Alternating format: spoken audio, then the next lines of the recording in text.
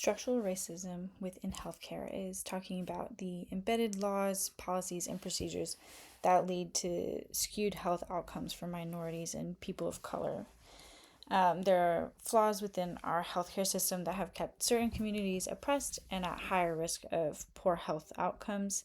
And so, while there is a individual bias that like doctors, nurses, other healthcare workers can have towards minority groups, um, structural racism is about the system as a whole and the advantages that are built in, like subconsciously or passively, that benefit the majority.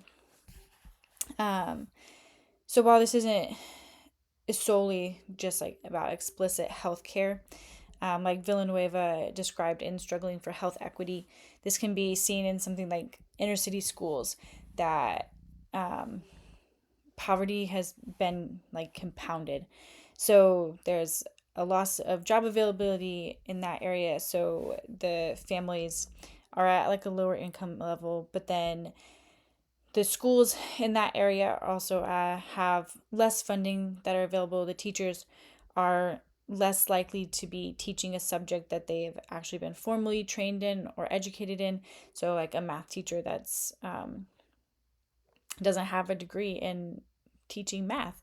Um, but then additionally, like there's outdated books. The curricula has even been like noted to not be as rigorous as their wealthy district counterparts.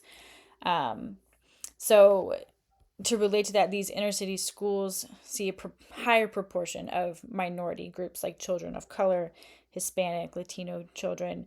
So access to education um, is diminished.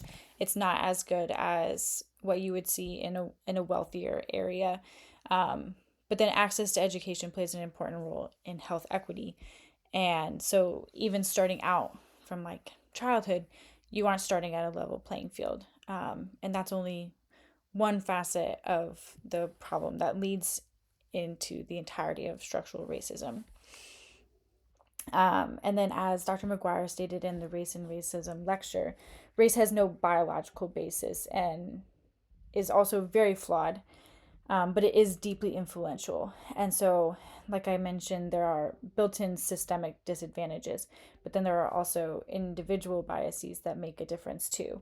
So, an example of this is like Serena Williams gave birth to her daughter and then experienced a pulmonary embolism during her recovery and had to demand and really advocate for herself to receive treatment and to be listened to, for them to like give her treatment to save her life, which then it ended up, she actually ended up hemorrhaging, and it was an extremely traumatic experience for her, which is not unknown to African American women, pregnant women specifically. Like this category experiences higher mortality rates in postpartum and pregnancy related causes, when compared to their white counterparts.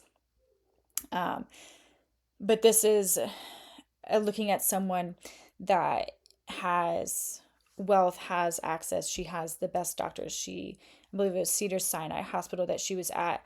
So she has influence, status, money, and even with all that, she still was so close to falling under the radar and becoming a part of that statistic as well. And in that case, it had not nothing to do. She did grow up in a disadvantaged status, like many minorities do. But it persisted even past to the point where she did have access and great health care. But you still see a discrepancy in the outcome that should have occurred for someone of that status. And the only difference that you see there is race.